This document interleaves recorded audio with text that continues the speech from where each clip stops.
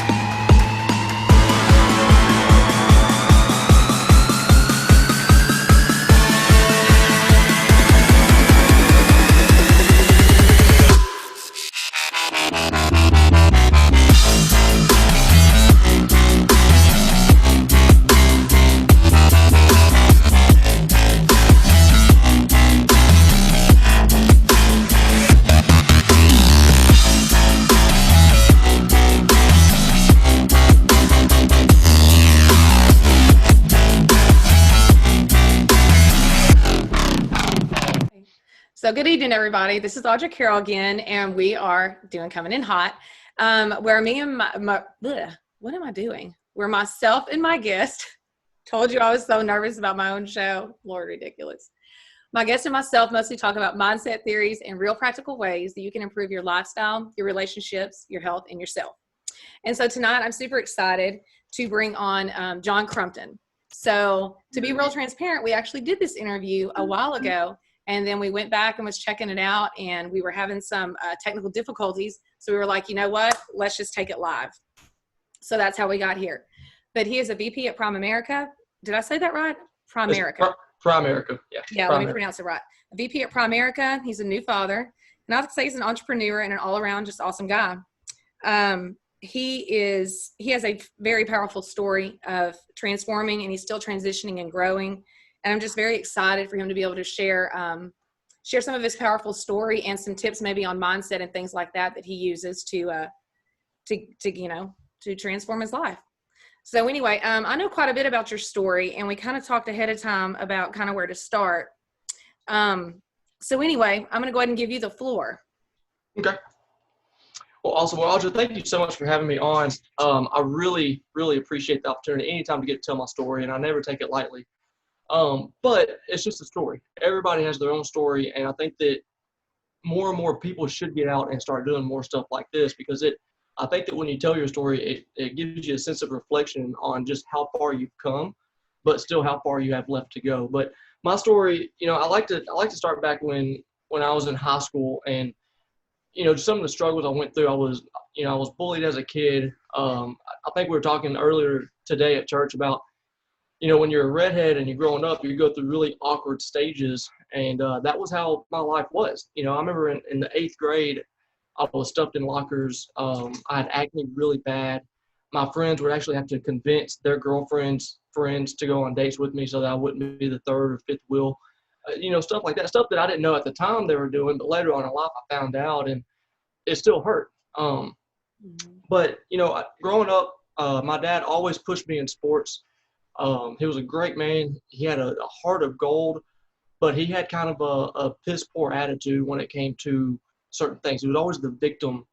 He had a real victim mindset, right? And so in 7th grade, I started playing basketball, and he was my coach. And I remember between 7th grade and 8th grade, I played on a varsity summer league. And I thought I was doing really good because I was only like 90 pounds. Soaking wet, and I was playing with juniors and seniors, and I was actually getting some playing time and scoring some points and shooting threes and stuff like that. And I remember going into 8th grade, the basketball coach came up to me, and his name was Coach Murphy. I'll never forget him. And he said, "Crumpton, are you ready for basketball season?" And I said, "Yes, sir." And he said, "Well, this isn't your daddy's team. You can't just run and shoot the ball like you did when you played Little League for him." And I said, "Well, that's okay. I played varsity summer league, so I think I'll be okay. Like I understand some of the plays," and I was in no way being arrogant, but I was letting him know kind of what I'd already accomplished. Right. And he told me in front of the whole class, he's like, "No, you didn't." And I'd already been bragging all school year to all my classmates, and then they just heard it from a teacher that I was lying. And I was like, "Well, call Coach Marion, and he'll verify that I actually played." And he said, "No, I don't have to do that. you're not enough to play varsity, especially in 8th grade. And that was one of those defining moments where it just kicked me to the dirt and left me there. And I ended up making B team that year, B team my freshman year. I barely made JV my sophomore year. Didn't make varsity until I was a senior, when that was the only team that I could make. And it wasn't because of my skill set, because my skill set was there. It was my coachability. And I was so uncoachable that I actually messaged my old basketball coach, Coach Marion, and apologized to him a few years ago about being uncoachable and just being a jackass to him all those years, because I was stubborn. I wasn't going to move. And I was too good for him to cut because he would get in trouble, but I wasn't coachable enough to start. Mm-hmm. And I think that if we would have got on the same wavelength, we could have done, I'm not saying we would have gone state or I would have gone to college or even the pros, but we would have at least had a more enjoyable season. And that's kind of where I want to start with my story is, bad crap happens to people. People go through crap all the time. And, we run a fairly, for Longview, it's a fairly large, financial organization. And Primerica is not very big at all. But, it doesn't matter what other people think. It's my little business that I love, and I'm trying to nurture it and build it. And so many people, I think, hold themselves to expectations of other people's. And when they don't meet those expectations, that's when all this anxiety stuff comes in. And I use that word real loosely. But to me, that's what anxiety is when you hold yourself to a set of standards that's unrealistic, that's set by someone else, and that you'll never hit them because it's always moving. I've got a friend who's, 24, 25 years old. And I mean, this dude is absolutely killing it. He's got almost $1 million house. He's got, nice cars. He's starting little businesses. He works full time at a job. And I'm like, dude, like, I'm so proud of him. But other people, like, I see his Facebook post and he's always talking about the lions don't worry about the opinions of sheep. Well, he's right. Like, you shouldn't even be worried about what other people think because it's your life. And he's finally figuring that out. And the whole trajectory of his life is starting to change. I've honestly never seen him happier than what he is right now. I love it. In fact, seeing him one day, I think he was at the gym. He looked so exhausted. I went home and I told my wife, I was like, I miss that exhausted look. Now I'm exhausted because we have a baby and she only sleeps like 2 or 3 hours at a time. And I do my best to help Ashley, but I have to get some sleep because, I have to put food on the table. But I love that exhausted feeling, and it comes from hard work. And so that's kind of where my story, I think, is unique from other people. Like, I got a coaching call Thursday night by one of my heroes, and they always say, be careful about meeting your heroes because sometimes they're not your hero anymore. And the call was not a pleasant call at all. I mean, this guy makes $1.2 million a year with our company, and he started asking me questions that I couldn't answer. And he started getting in my crap. And he had every right to, because I reached out to him. Mm-hmm. And then I realized real quick, man, like, this dude is legit. Like, he's for real trying to help me. And he doesn't care if he hurts my feelings or not. Mm-hmm. And I got off the phone, and I remember I was sitting at Sumo waiting on our sushi to get done. And I was like, I got 2 options. I can get pissed off and quit, or I can get pissed off and go to work. Mm-hmm. The reason I'm getting pissed off is because what he said was right. So many people, when they hear stuff like that, they get pissed off and they quit because they get their feelings hurt, or it's not what they wanted to hear. And honestly, it's not what I wanted to hear. Nobody wants to hear that they are the problem. Mm-hmm. But 9 times out of 10, we are our own problem. We are the barrier that's stopping. They say that a train going 150 miles an hour can go through a 5-foot piece of concrete and keep going.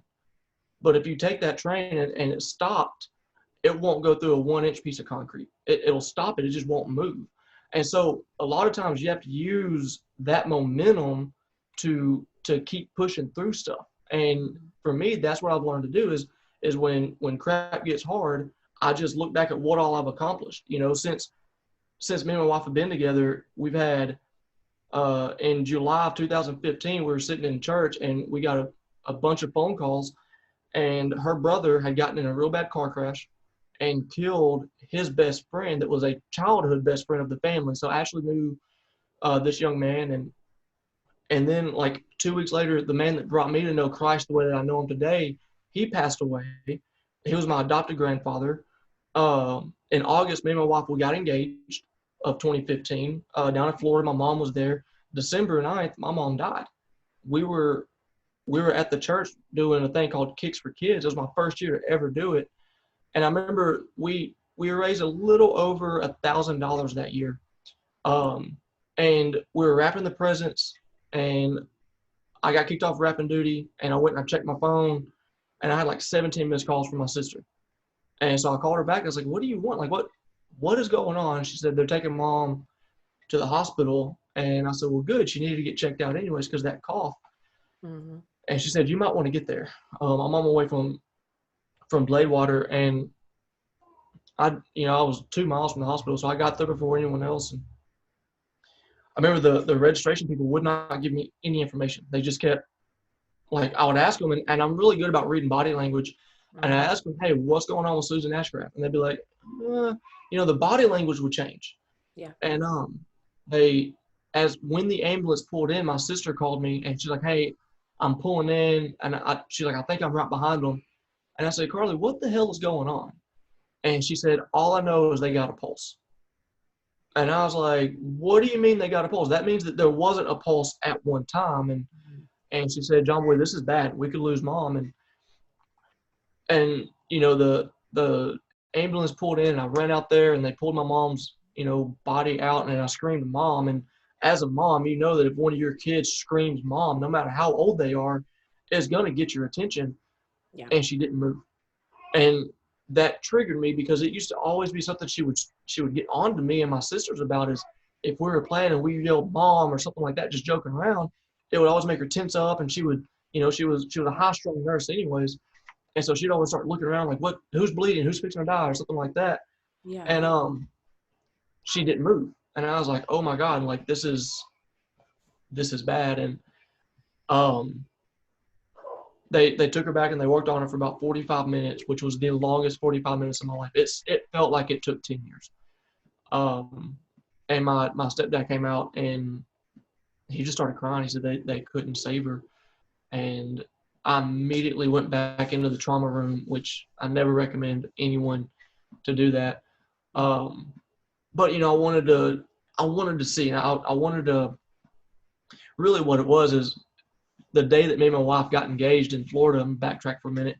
Me and my mom were having coffee on the balcony, like we did every year we went to Florida. There was one day we never planned it. It just always seemed to happen. We were just, me and her, just have coffee, and we were talking.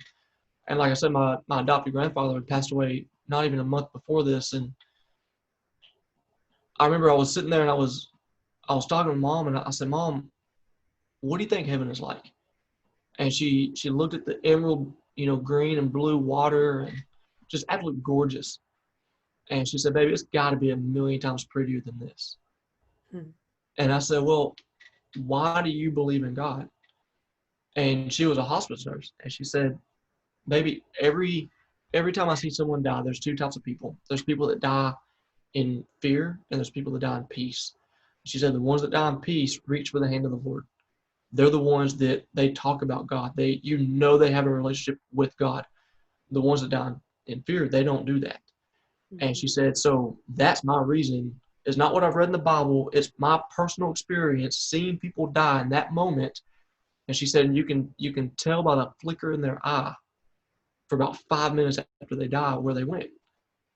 And so that's why I ran in there. I wanted to see if she had that flicker, and she did. It was absolutely the most,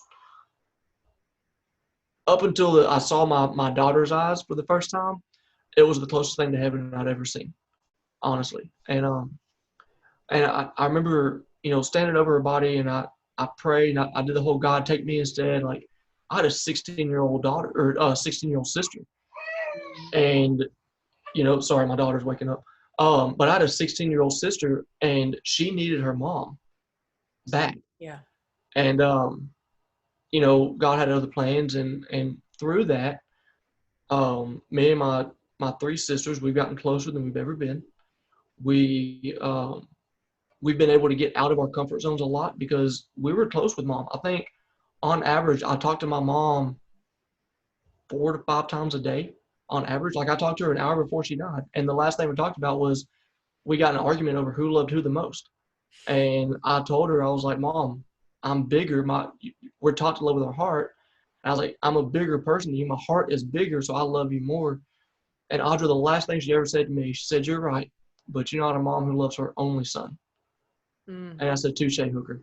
Last thing I ever said to my mom, I called her a hooker, which Love was it. an inside joke. We grew up fishing, and so I thought that hooker meant like a person that liked to fish.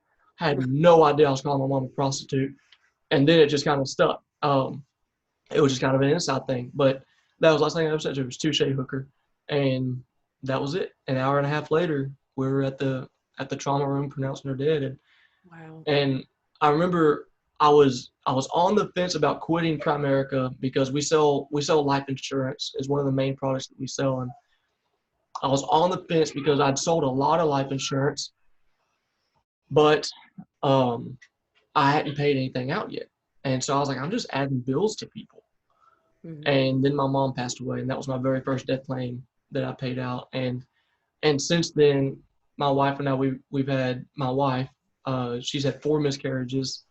So our journey's been hard to have the precious one that we have now. This was our 5th pregnancy. We've had, like I said, 4 miscarriages. Almost a year and 2 months ago, I think almost to the day, my best friend committed suicide. Um, and that was devastating because we had just talked a week before, and we had one of those extremely hard conversations about, he had stopped taking his meds and he had moved out of his house and got his own apartment. Him and his wife were, they weren't splitting up, they were separating because he wasn't well. And and I told him, I said, dude, you need to get your crap together. Like you need to go get help, get back on your meds, go to inpatient rehab. I was like, I'll find a way to pay your bills, which I couldn't afford them at the time, but I would have done anything for Jacob. I mean, I loved it. He was a brother. I mean, he was the only one that's always pushed me to do better with my life. When everyone else told me that, I would never go to college, I would never do anything significant with my life. I had several coaches tell me that, growing up, they're telling me you're crazy if you think you're going to play anywhere in college. You're crazy if you're going to do anything other than be, a blue collar worker. Um, he was always the one saying, man, F that, don't listen to them. You do what you know to do. And for him to be gone just like that, I mean, it was terrible. Um, and then 6 months exactly after he passed away, my dad passed away of stage 4 throat cancer. That happened January 4th, 2020. And so, it's just been a lot of loss that we've been through. But, everyone, like I tell that part of my story and like, oh my God, I'm so sorry. I'm like, why? It made me who I am. Like, do I miss my parents? Every freaking second of every day. Mm-hmm. It breaks my heart knowing that I'll never get to see my parents hold my little girl. Mm-hmm. But I know that they're in heaven, and heaven is eternal, and this world is not. This world is just a split second. And when I tell people that, I always tell the joke, and the joke is this guy was talking to God, and he asked God, what time was like in heaven, and God said, well, a second to me is like a million years on earth. And the guy kind of sat there for a second. He said, okay, well, what's money like? And he said, well, a penny to me is like $1 trillion to you. And the guy sat there again, and he looked at God and said, God, can I borrow a penny? And God said, yeah, give me 1 second. And, that just kind of explains what time is truly like up in heaven to me. And so, yeah, it breaks my heart, but this is only a finite amount of time that we have here on earth, and we have to make the best of it. It'd be easy for me to sit back and cry and be pissed off at the world about, everything that's gone wrong, but what good would it do? It would do no good. Like, I would never help anybody. I would never show anybody, you know, how to move past obstacles. So that's a little bit of my story. Is there anything else you want me to cover? Well, I was just going to say, I wonder if I'd have had you in my life several years ago, if you'd have been telling me to get up out of that bed and not be doing that. Because that was Mm. me. You know, I didn't realize, sorry, I keep having to clear my throat. I did not realize how, like you just said, it's easier to do that. I did not realize how much easier it was to lay in that bed and to be that victim. But it truly was so much easier. So it's interesting you said that. But yeah, there was a question that I had. You know, you talked about earlier on about being uncoachable. And that really just stuck out to me because I think that that's a word I could also apply to myself in my past. And I was going to ask you if there's a moment that you hadn't already spoken about where maybe you had that clarity of, I need to switch this, that I'm not being coachable right now, and how you kind of get through those types of moments or anything like that. Um, Because I like you think said, there's life several never moments. stops. Everything's always, you know, there's always those ups and downs, and that's where everybody gets stuck at is the down part, you know? Yeah. So when I'm in the valley, that's what I call it. There, life is all about it. Life is a roller coaster. You have ups and downs, like you just said. Um, you have to understand. For me, I understand that I'm not in control. God is going to get me through whatever obstacle comes my way. I know that's the cliche Christian thing to say, um, but that's truly how I feel. And so when when I'm there, I tell myself this is only for a moment. It's not going to last forever, and it's probably not going to kill me. Are there chances of high stress and having heart attacks, strokes? Yes, those are legitimate concerns that some people should have. But for the most part, probably not going to kill you. One of the moments happened just the other night. When I got that call from the dude in South Florida. Um, but there's several moments, and I think the moments come from having people in your life that care about you enough to say, hey, I'm going to get in your crap and I'm going to explain to you how I see you. Because I think that sometimes you have to take a look at yourself from I call it a 30,000 foot view. Like people say it doesn't matter what other people think. In a way, it kind of does because their perception of you is kind of your reality. If you're a butthead all the time, I can sit on camera all day long and be like, I'm the nicest guy in the world. But if I'm treating the people around me like crap, then I'm not being truthful. And I may think I'm the nicest guy in the world, but what does other people say about me when I'm not around? And that's my biggest thing is, when I die, when my time expires, what do I want people to stand at my funeral and say? Mm-hmm. John was a jerk, or John helped me change my life. It, People have been through so much worse than I have. I cannot imagine, like, having a miscarriage is tough. Okay, I didn't realize that it was tough on the man, but it is tough. But now that I've held my daughter, I can't imagine losing her. And I can think of three people off the top of my head that have lost kids that they had relationships with, that got in car crashes or, committed suicide. I mean, it's little things like that. Like some people have it so much harder than what you do. You're never the best. My dad always told me this. He said, you're never the best and you're never the worst. And I've kept that in my mind my entire life. And it humbles me. But there was a moment when in 2014, I made 4 phone calls and they were all business people. And I said, hey, I'm having a hard time building my team. And they all told me to read one book. It was called Skill with People by Les Giblin. And they they were right. That was a book that I had to read in order to kind of change who I was and what I was doing. Yeah. So that was probably one of the most defining moments in my life of being coachable and doing what they said to do and getting it done. Yeah. Dang. I think we talked about that before. That book, I don't know if you'd mentioned, but we both kind of dove into the same type of books and stuff like that to really get outside of our heads and start, learning how to start doing those mind shifts and train our minds and everything. This has been such a good show. I think we need to come back and do it again because we have all kinds of crazy conversations and interesting topics that I would love to bring up on this show, and I want to actually push to the forefront sometime. So I have to have you back on sometime for sure. But Okay. before I let you go, tell everybody how they can find you and reach out to you if they want to talk to you about anything, including Primerica. Yeah, so I'm on Facebook, John Crumpton at Facebook. I'm on Instagram. I think it's at Mr. Crumpton. Is that what it is, babe? Yeah, I'm horrible at social media. They should teach a social media for young people that are really seniors at heart. But yeah, I'm on Facebook and Instagram at Mr. Crumpton. They can get my cell phone number from me, or they can reach out through Messenger and ask any questions that they have. I love this kind of stuff. I love helping people as much as I can. Yeah. Well, thank you so much for coming on here and, sharing, your story and, talking to people a little bit about mindset and how important it is to keep your mindset, where it's supposed to be. Real quick before we end. Yeah. I was listening to a buddy of mine. He did a Zoom call for me, and he said there's 3 things that are trainable: your body, your mind, and your craft. Outside of those 3 things, those are the 3 things you can control. You can control what you put in your body, control your diet. You can control working out.